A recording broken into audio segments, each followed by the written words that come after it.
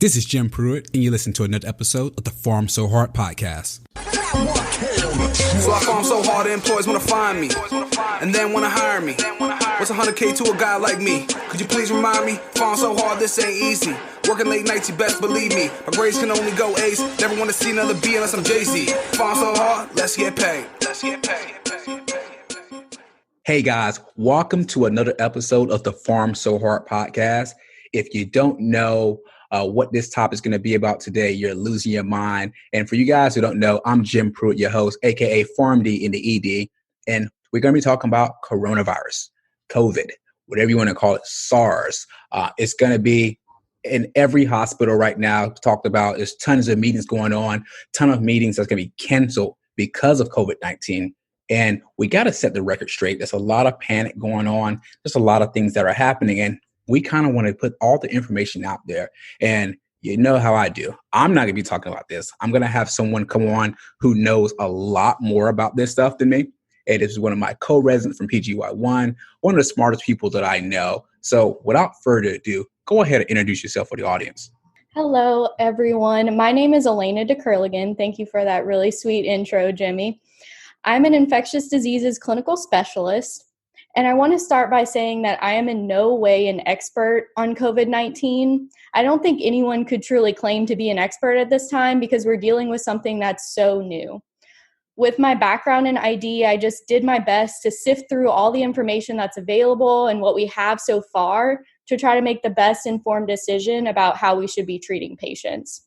It's also really important to say up front that there's new information that's coming out every single day.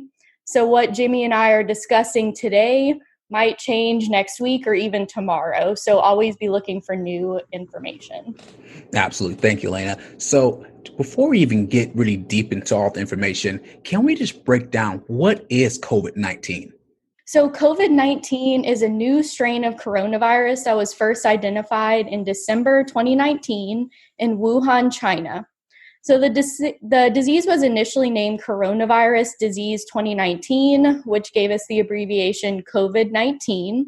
And the virus itself has since been renamed Severe Acute Respiratory Syndrome Coronavirus 2, huge mouthful, so we're going to abbreviate it SARS-CoV-2. So that's why you might see some different terminology thrown around for it. So what we do know is it's related to prior SARS coronaviruses. So the first one, which was identified in 2003 and caused a huge outbreak, and also the Middle Eastern coronavirus, or MERS. So they have between 50 and 79% genetic similarity there. So a lot of the data that we're going to be using to develop our treatments now are related to what we know about the prior coronavirus strains. So we do know that it's most closely related to two SARS-like coronaviruses in bats with almost 90% genetic similarity. And so the initial cases and spread of this new COVID-19 were linked to a seafood market in Wuhan, China. And there are bats and bat droppings in that area and the surrounding region, which is consistent with what we know about the genetics. So a lot of talk is out there about how this thing is going to be spread. And there's a lot of different people who are putting patients on respiratory precautions, droplet precautions. So before we get deep into that, what is the method of transmission of COVID-19 or SARS-CoV? So this virus is spread through human-to-human transmission. And this can be through droplets or direct contact with a surface that was previously infected with an infected droplet. So we have limited data so far on the actual survival time of this new SARS-CoV-2 on different surfaces. But what we do know is that prior coronaviruses can survive on inanimate surfaces for up to 9 days. And it's very likely that this viral strain is going to be very similar. In one study of COVID-19 infected patients, researchers were able to isolate the virus on many surfaces, so the fan, toilet, floor, door handle, etc.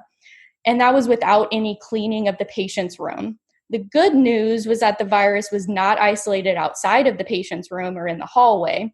And also, in similar patients in the study, when they introduced proper cleaning techniques of patients with COVID-19, the virus was not isolated on any surfaces. So this reiterates what has been discussed thus far of the importance of properly cleaning. There's a lot of individuals. We just had St. Patty's Day was today. There's a lot of stuff going on, especially the younger individuals. And the questions come up, is it possible for an asymptomatic patient to spread the infection?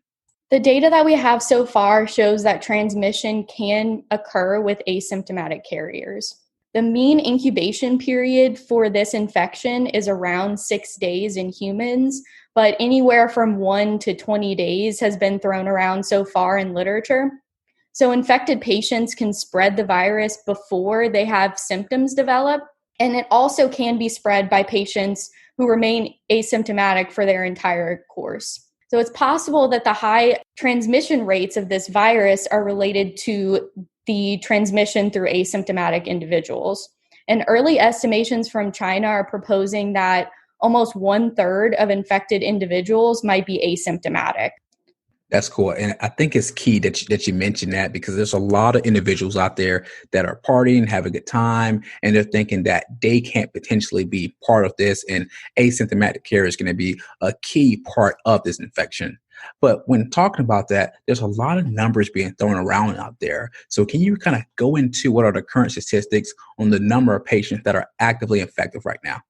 So this is going to be changing every single day. But as of March 17th, the data that I could identify from the World Health Organization shows that over 167,000 cases have been reported worldwide, with an overall mortality rate of around 3.9% so far based on the number of reported deaths. They're updating their website daily with new information, so we can be constantly checking the WHO website for that. The CDC has reported 4,226 cases in the U.S. to date, with 75 deaths, and an associated mortality rate for the U.S. of 1.8% so far, based on this number of reported deaths. And the CDC is updating their website during all weekdays, and most state departments are updating their websites as well. So please keep in mind that the mortality rates thus far might continue to increase because a lot of the patients who have been tested as positive are still receiving care at this time. I also wanted to clear up some previous confusion about the difference between CDC reported numbers and the numbers that are being reported by state departments or local news stations. So the CDC was previously performing confirmation tests on all isolates that were positive identified by the state. And this was causing a pretty big delay, as all of the isolates had to be tested multiple times before the CDC would confirm it and add it to our number of cases. They've since changed that requirement, so we should be seeing less of a lag time now. Yeah, that's been something that a lot of people on Twitter and social media has been kind of reaching out about how long it's going to take. And I think these confirmatory tests and taking a little while has definitely been something to consider. I've seen numbers thrown out there, anywhere from 24 to 72 hours to get these confirmatory tests back before we can actually have this. So there's definitely a lag.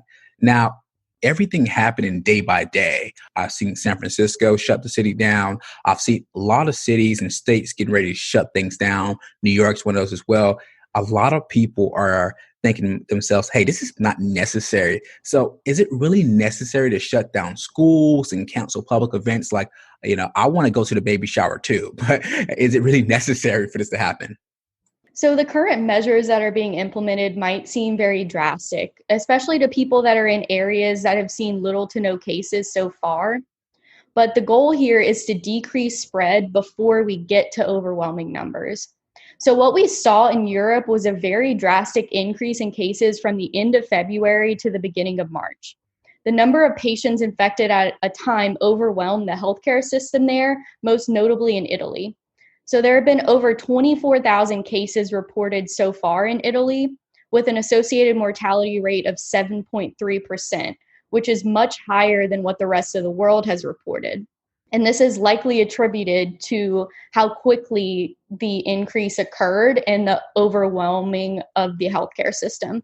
So hopefully, with the combination of limiting the size of groups at public events, canceling some of these large events that were scheduled, and the proper use of social distancing, we can prevent a steep rise in cases in the US and then avoid overwhelming our healthcare system here. Yeah, that's something I'm fortunate to work in two different ERs within the state of Georgia, and I've been seeing, vastly different things and within the public and within the healthcare system itself. And I'm definitely all for social distancing to that. Now that we kind of talked about some of the stats and some of the things to kind of consider, individuals want to know, who are these at-risk individuals? So which patients are the most at risk for contracting COVID-19? So some of the most vulnerable populations identified so far are elderly patients, as well as those with prior immunocompromising conditions and any comorbidities such as hypertension or diabetes. That's something to consider as well. And when we're talking about the symptoms, what are they? Because there's been a lot of talk about what people should come in the hospital for and what are actually symptoms of this. So can you kind of give the audience a little bit more about what symptoms are associated with a COVID-19 infection? So most of the symptoms we're going to be seeing are very consistent with those of other respiratory viral illnesses. The most commonly reported symptom so far is fever. Anywhere from 80 to 90% of patients will present with fever, depending on the paper that you're looking at. So cough is another commonly reported symptom, up to 80% of patients. And then other less commonly reported symptoms are shortness of breath, rhinorrhea, muscle aches, and confusion. Gastrointestinal symptoms are relatively uncommon with what has been reported of COVID-19 so far, but it has been reported in up to 3% of patients. What other laboratory tests and diagnostics are used to diagnose COVID-19? So the official COVID-19 tests are being provided by the CDC to state laboratories. So every hospital should have either in place or be developing a process for screening patients and obtaining tests from state labs. If we're talking about radiological findings, what's present in around 50% of patients on admission are ground glass opacities that are present in a bilateral capacity. A lot of patients are not showing radiological findings up front, but these may develop over the infection course. Some of the common lab abnormalities that are being reported so far are lymphopenia, which has been present in up to 80% of patients in some clinical studies shown so far. And we're also seeing elevations in CRP and LFT abnormalities. Now we're getting to the point where a lot of people are pretty interested in this. So we talked about how the numbers, the epidemiology, we've talked about the diagnosis, we talked about a lot of the risk factors. Now, the Pharm So Hard part of this, what are some of the possible treatment options when looking at COVID-19? So I want to stress up front that everything we have is experimental at this point. So we're going to use the term treatment very loosely. The mainstay of therapy for treating COVID-19 patients is still supportive care, just as it is in other respiratory viral illnesses. But there are some agents with possible benefits based on either in vitro activity or some very limited clinical data.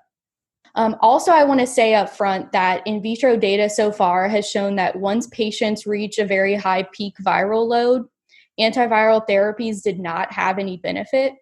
So if you're planning on treating patients, consider starting before they begin clinically deteriorating because it might be too late at that point.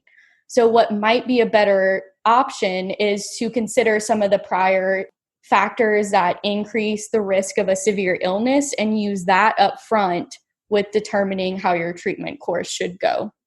So the first agent that I want to tell you about is remdesivir. This agent was originally developed for possible treatment of Ebola. And this is a nucleotide analog that functions as an RNA-dependent RNA polymerase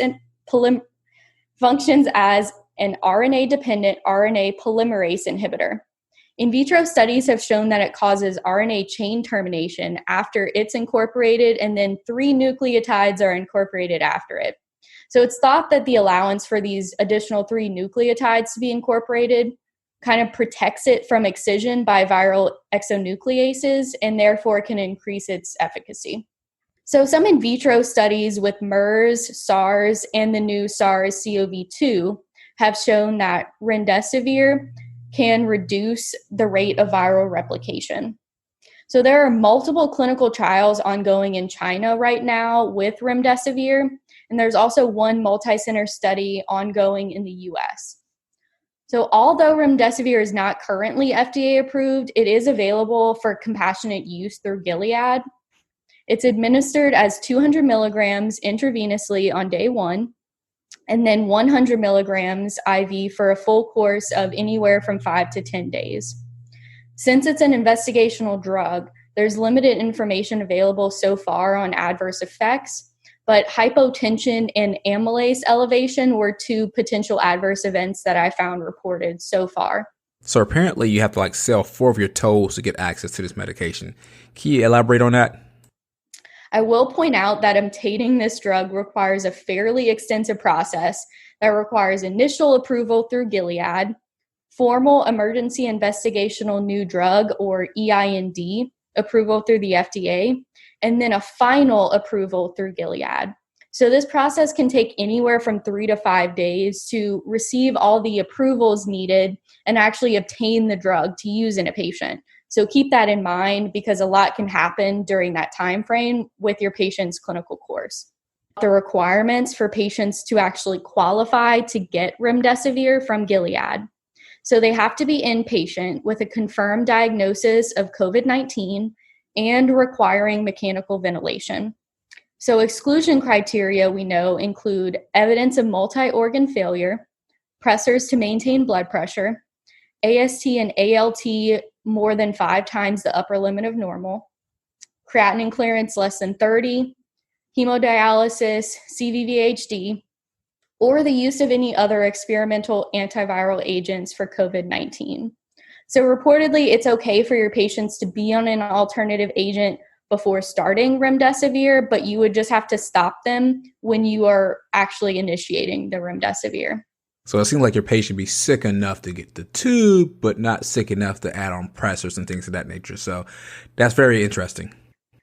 All right, so what else you got for us when it comes to investigational therapies? The next possible agent is Lopinovir, ritonavir, or Kaletra.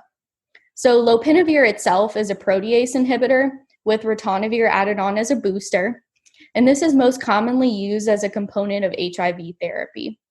So this agent was previously studied for SARS and MERS coronaviruses, and some of these studies have shown antiviral activity against coronavirus strains. However, one in vitro study did show that while remdesivir and interferon were both efficacious in decreasing viral replication, the addition of Lopinovir to interferon did not confer any additional efficacy. So we do see some conflicting evidence from in vitro studies so far. One retrospective matched cohort study of the prior SARS coronavirus published in 2003 showed that the addition of Lopinovir ritonavir to standard treatment was associated with a decreased mortality rate and intubation time when compared to standard treatment alone. So this makes the combination of Lopinovir and ritonavir a pretty attractive option amongst the limited options that we have available right now. There was a retrospective cohort study of new COVID-19 patients in Wuhan, China, that showed that the use of Lopinovir ritonavir was not associated with a decrease in the duration of viral shedding. What is being used so far for a dose is Lopinovir 400 milligrams with ritonavir 100 milligrams given as a combination tablet twice daily. And most of these studies are using it in combination with ribavirin. So it cannot be crushed, but there is a commercial liquid form that is available. It's important for us to remember that both Lopinovir and ritonavir are cytochrome P450 inhibitors and can cause a lot of drug interactions, which is often very important in critically ill patients who are requiring so many medications at the same time. The adverse effects that we know about Lopinovir ritonavir are primarily related to GI upset, but it can also cause pancreatitis or hepatotoxicity. So hopefully some of these more severe adverse effects would not be an issue if we're just using it for short course therapy. Now that we talked about Kaletra, there's been another agent that's been talked about within the PharmD community, hydroxychloroquine and chloroquine. Can you give us a little bit more information about that? So these were first used as anti-malarial agents and later as long-term therapy for long-term therapy for rheumatological conditions. They're thought to have broad antiviral properties based on the in vitro data that we have so far on prior coronavirus strains. So the proposed mechanism of antiviral activity includes increasing the endosomal pH required for viral and cell fusion, as well as interfering with glycosylation of cellular receptors. So hydroxychloroquine is an active metabolite of chloroquine and is typically better tolerated. Studies for coronavirus have used both of these agents, and their use is thought to be relatively interchangeable at this point. So people are tending to use whichever one they have access to. So for us in the US, this is most likely hydroxychloroquine, which is what I'll discuss more going forward. So there are some prior studies with both SARS and MERS, as I mentioned, which showed positive results. But more convincingly, a recent study that was published in Cell Research showed that both remdesivir and chloroquine effectively inhibit viral replication of the new SARS-CoV-2 in vitro. We also have some preliminary clinical data from around 100 COVID-19 patients that were treated with chloroquine or hydroxychloroquine, which showed that use inhibited the exacerbation of pneumonia, improved lung imaging, promotes virus-negative conversion, and shortens the disease course when compared to standard treatment. There are multiple trials ongoing right now with both chloroquine and hydroxychloroquine, so we'll likely have a lot more information soon.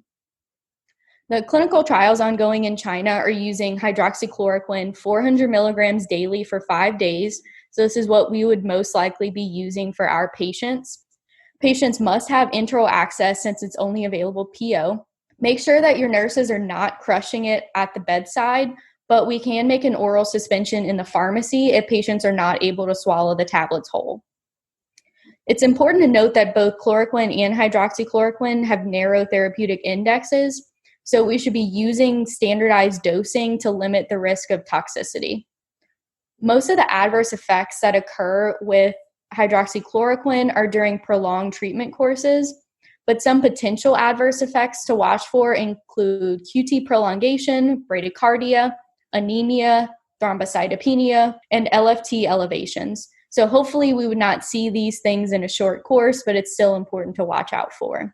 These are some of the agents that I've seen at my shop, and it's definitely key to get your buyers on board, get ID involved, and making sure we have the right criteria for to screen and utilize this drug in these patients. I remember you was telling me about one more drug that works a little differently than most of the ones we've talked about so far. Give us a little insight into that. The last agent I want to discuss briefly is tocilizumab or Actemra. So this agent does not have antiviral properties itself, but it has been proposed as a potential treatment for cytokine storm that can develop in severe cases of COVID-19. Tocilizumab is an inhibitor of IL-6, which can be elevated in cytokine storm. There's an ongoing clinical trial in China that's comparing the use of tocilizumab to CRRT in cytokine storm, so hopefully we'll have some more data on this soon. There was preliminary results of a small cohort of 20 patients, which reported that 75% of these patients had a decrease in O2 requirements. However, this wasn't compared to anything, so it's really hard to determine how we can use this data. Some of the other agents that have been proposed include interferon, ribavirin, nitazoxanide, Lopinovir, arbidol, umifenivir, and oseltamivir. There's also a clinical trial in China investigating the effects of sildenafil. So these agents have a lot less data available at this time, but we might learn more about them in the coming months. Wow. So that was a ton of information. And I think that's what everyone's been looking for. Just wanted to kind of break down why are we using these agents? How do they work? And if there's any evidence behind any of those. Now, there's been a good talk about using the albuterol inhalers versus using the nebulizers. Can you give us a little information about why we're making this drastic change for these patients? So mostly what's reported has been albuterol so far. But what I want to point out is that it's important to avoid any nebulizations in order to decrease the spread of viral particles. We want to limit the transmission risk for our healthcare workers that are at the front lines actually caring for patients. So although they're in short supply right now, if you have a COVID-19 positive patient, try to use metered dose inhalers when available. We kind of talked about what to use in some of the supportive care, but can you briefly just talk about, there's been a lot of conversation, especially recently, about drugs to avoid in COVID positive. So there's a lot of information we just don't know yet, but as you said, there are a lot of things that are being discussed so far, so I'll run through those. So corticosteroids. This is a very controversial topic. So prior studies have shown negative outcomes with corticosteroid use in respiratory viral infections. One study that was looking at the prior Middle Eastern or MERS coronavirus showed that corticosteroid therapy was associated with a significant delay in viral RNA clearance.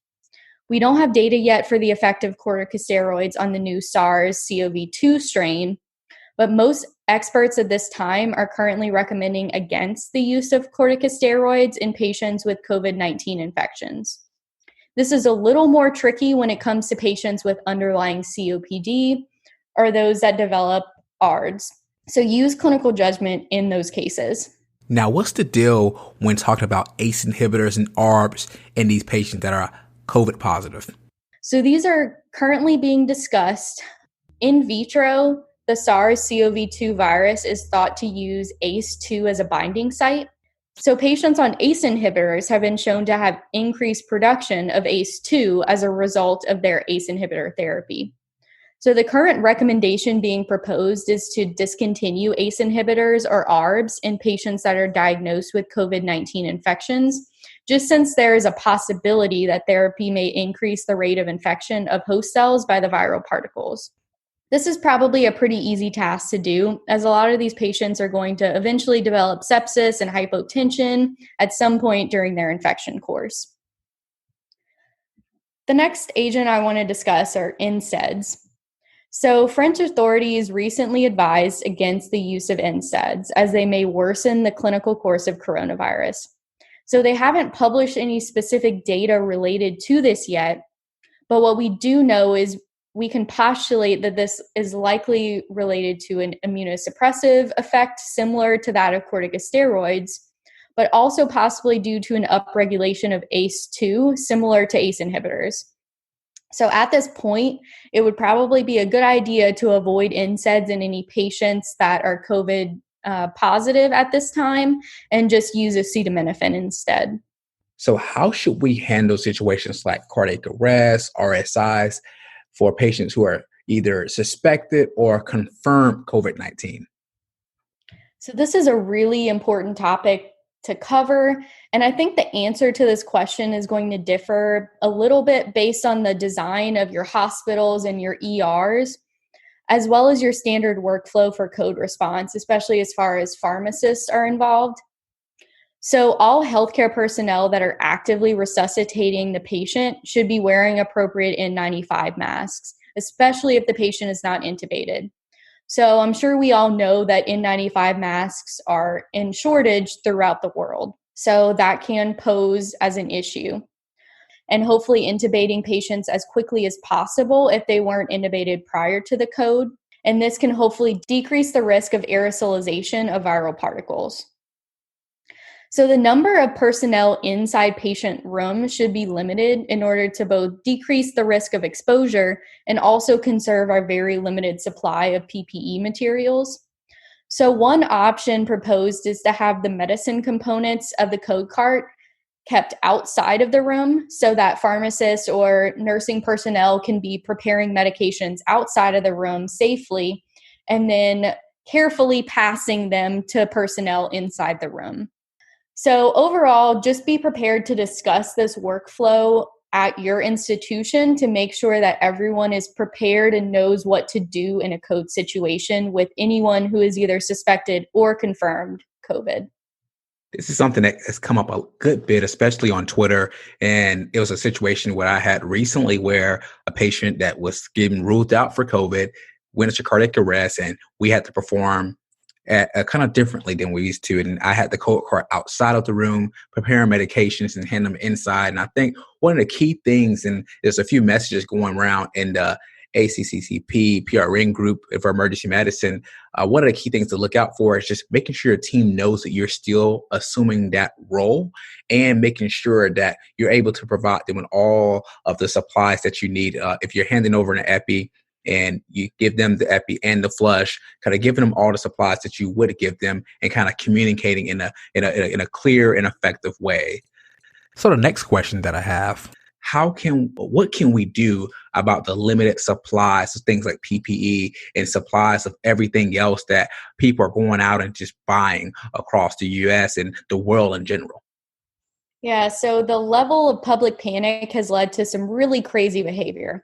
So everything from all the toilet paper hoarding to buying up massive amounts of medical supplies, including masks and cleaning supplies.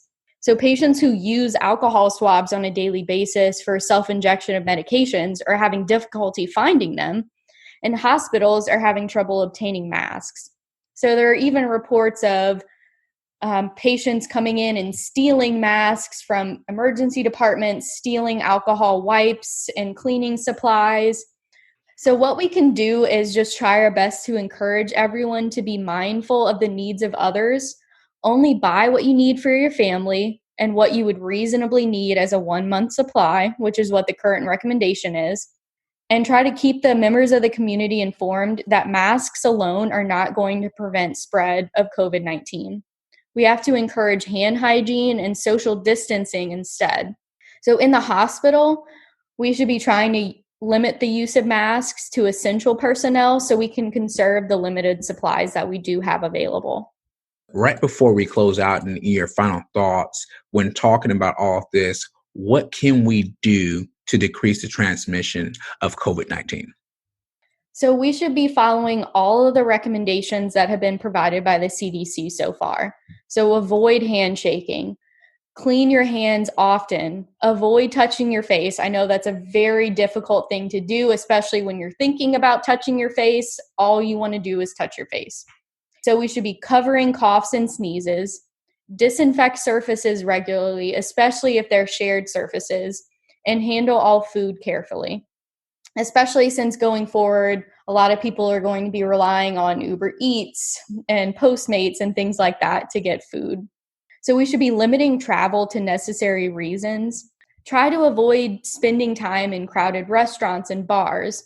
I know that a lot of us are young and healthy, and we're relatively unconcerned about COVID-19 because we know that we would not have a high mortality risk if we actually contracted the virus. However, most of us are taking care of very high-risk patients, and we don't want to be the cause of someone else catching this COVID-19 virus. So there are also going to be a lot of meetings in the coming months with updates on patient care. So we should be using video conference methods as much as possible for meetings. And if you do need to have in-person meetings, we should be limiting those to less than 10 to 15 people wherever possible. And also try to have these meetings in more open, well-ventilated spaces. And the last thing we can do, if you or a family member is feeling sick, please stay home.